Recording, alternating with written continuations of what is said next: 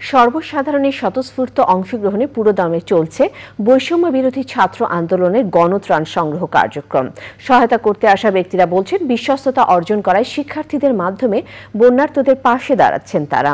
বুধবার পর্যন্ত টিএসসিতে জমা পড়েছে 7,78,76,278 টাকা। নাজিব বেগের রিপোর্ট। জুলাই বিপ্লবের পর এ যেন বৈষম্যহীন এক বাংলাদেশ। দুর্যোগ এক করেছে সবাইকে। এই চিত্র গেল এক সপ্তাহের। শিক্ষার্থীদের সাথে কাঁধ মিলিয়ে সারিবদ্ধভাবে বন্যার্তদের জন্য কাজ করছে সব শ্রেণীর মানুষ। সহায়তায় হাত বাড়িয়েছে দেশি বিদেশি বিভিন্ন সংস্থা।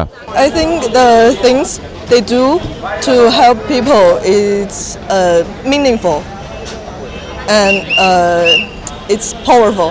I think we need more and more people to do these things.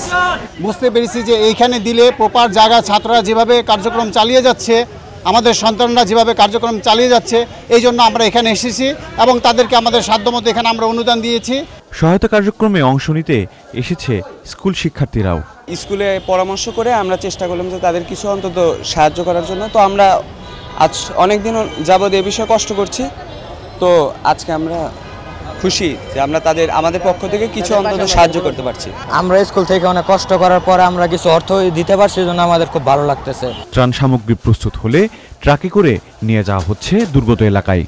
তবে অনেক এলাকায় নানা কারণে সহায়তা পৌঁছানো যাচ্ছে না। কিছু কিছু জায়গায় এতটাই দুর্গম, সেখানে হেলিকপ্টার দিয়ে যেতে হয়। ত্রাণ নেওয়ার যে ক্যাপাসিটি সেটা খুবই সীমিত। তো সেই জায়গা থেকে দেখা গিয়েছে একটা হেলিকপ্টারে সর্বোচ্চ কয়েকশো ত্রাণ যাচ্ছে, কিন্তু ওইখানে হাজার হাজার মানুষ মূলত সাফার করছে। তো তাদের কাছে ত্রাণ পৌঁছচ্ছে, কিন্তু সেটি খুবই সীমিত।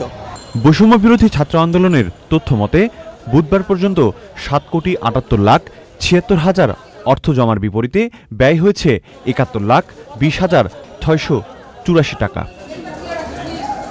নাজিব বেগ, চ্যানেল আই, ঢাকা।